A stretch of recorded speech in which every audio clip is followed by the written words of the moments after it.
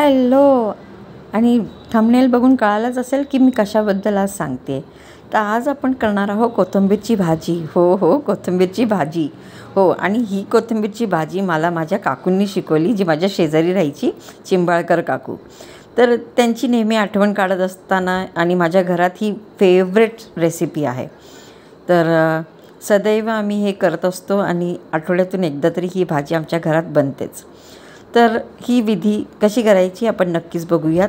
आणि ह्याच्यामध्ये जर का तुम्हाला आवडली माझी ही रेसिपी, ती नक्की करून पहा आणि मला कमेंट करून नक्की सांगा. तर पहिलं तर प्रथम आपण ती कोथिंबीर जी आहे ती आपण कशा पद्धतीने करणार आहोत ह्याची मी पूर्ण विधी दाखवते. तर आपण कढई गरम केल्यानंतर त्याच्यामध्ये तेल टाकणार आहोत. तेल प्रमाणापेक्षा थोडंसं जास्त घाला, कारण कोथिंबीरमध्ये बेसनसुद्धा येणार आहे. तर खूप सोसून घेतल्यावर खूप कोरडी नको व्हावी म्हणून. तेल चांगलं गरम झालेलं आहे. तर इथे आपण राई टाकतो आहे. राई टाकल्यानंतर चांगली तडतडी आली की त्याच्यात थोडेसे जिरे टाकायचे. जिरेही तडतडले की आपण त्याच्यामध्ये टाकणार आहोत आपलं मेन इन्ग्रेडियंट, ज्याच्यामुळं भाजीला चव येते, ते आहे कांदा. हो, मिरचीसुद्धा टाकायची आहे. हिरवी मिरची टाकल्यानंतर आपण त्याच्यामध्ये कांदा घालणार आहोत. प्रमाणापेक्षा थोडासा जास्त घेते मी, कारण मला आवडतो. पण जर का तुम्हाला नसेल आवडत तर तुम्ही ते कमीही वापरू शकता. तर जसं आपण कांदा परतून घेतो नॉर्मली आपल्या भाजींसाठी, तसं सेम परतून घ्यायचं आहे. आणि परतून झाल्यानंतर थोडासा कांदा गळून गेल्यानंतर त्याच्यामध्ये आपण टाकणार आहोत हळद, मीठ, आले लसणाचं पेस्ट. चांगलं हलवून घ्या. कांदा गळून गेला पाहिजे पूर्णपणे. आपण त्याच्यात टाकतो आहे चवीनुसार मीठ.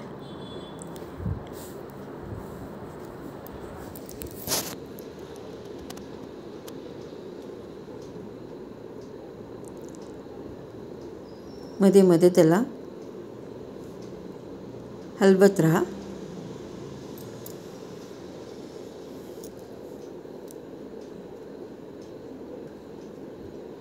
हळद,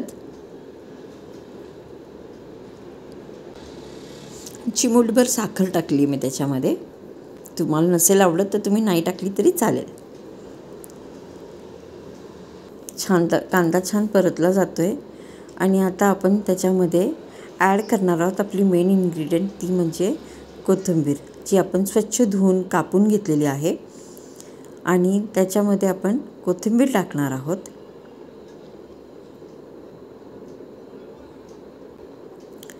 कापलेली जी हिरवीगार कोथिंबीर आहे ती त्याच्यामध्ये टाकायची आहे.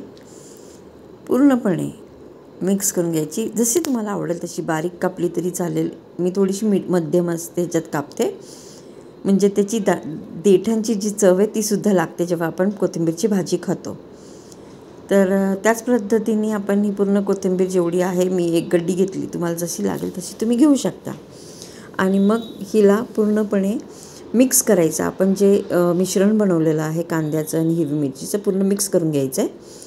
आणि ह्याला ढवळून घेण्यानंतर थोड्या वेळ त्याला झाकून ठेवायचं आहे, म्हणजे त्याच्यातलं जे काही पाणी असेल आणि कांद्याचं जे पाणी सुटलेलं आहे ते एकत्रित एकजीव झाल्यानंतर थोड्या वेळ त्याला ठेवायचं झाकून.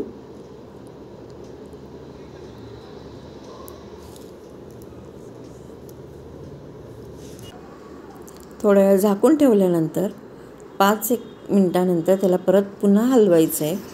आणि मग त्याच्यामध्ये आपण ॲड करणार आहोत आपलं सेकंड इन्ग्रेडियंट, ज्याच्यामुळं भाजीला चव येते. हो, आणि ज्याच्यामुळं आपल्याला जी चव आणि ती भाजीचं जी फ्लेवर आहे ते पूर्णपणे एक वेगळ्या लेवलपर्यंत घेऊन जातं. आणि ते म्हणजे बेसन. बेसन आपल्याला घ्यायचं आहे 1 चमचा किंवा 2 चमचे, जसं लागेल तसं, की जेणेकरून ते पाणी पूर्ण सोक करतं आहे. आपल्या कोथिंबीरच्या भाजीला जे पाणी सुटलं असेल त्याला पूर्ण ते सोक करत आपण ते बेसन त्याच्यामध्ये घालणार आहे. मी अंदाजे 3 ते 4 चमचे ह्याच्यामध्ये टाकलेले आहेत. आणि मग आपण पूर्णपणे ह्याला मिक्स करून, चांगलं मिक्स केल्यानंतर ह्याला आपण पुन्हा झाकून ठेवणार आहोत, की जेणेकरून बेसन कच्चं लागलं नाही पाहिजे आणि चांगलं शिजलेलं असेल, म्हणजे त्याचा फ्लेवर चांगला उतरला पाहिजे भाजीमध्ये. आणि जेव्हा हे होऊन जातं छानपैकी मिश्रण झाल्यानंतर त्याला पुन्हा मी थोडा वेळ झाकून ठेवते.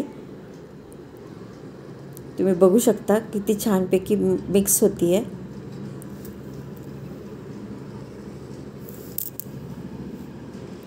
आणि ही रेसिपी शेअर करण्याचं कारण माझे खूप सारे फ्रेंड्स ज्यांनी पण माझ्या हातची भाजी खाल्लेली आहे नेहमी सांगतात, तू कशी करते ही भाजी नक्की सांग.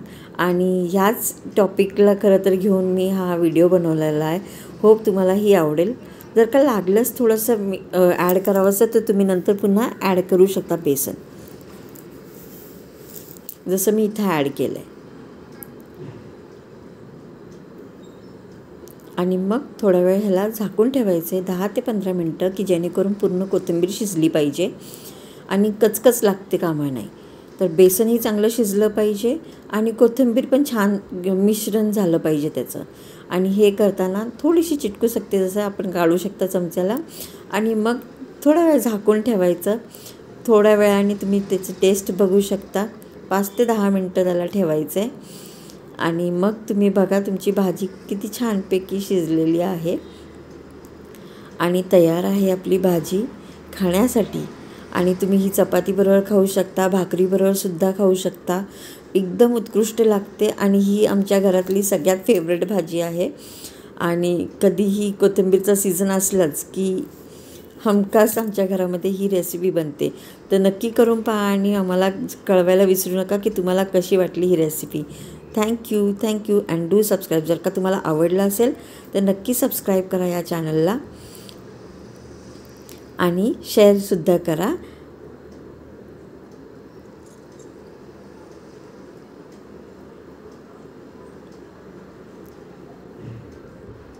आणि ही बघा अशा पद्धतीने ही आपली भाजी तयार आहे.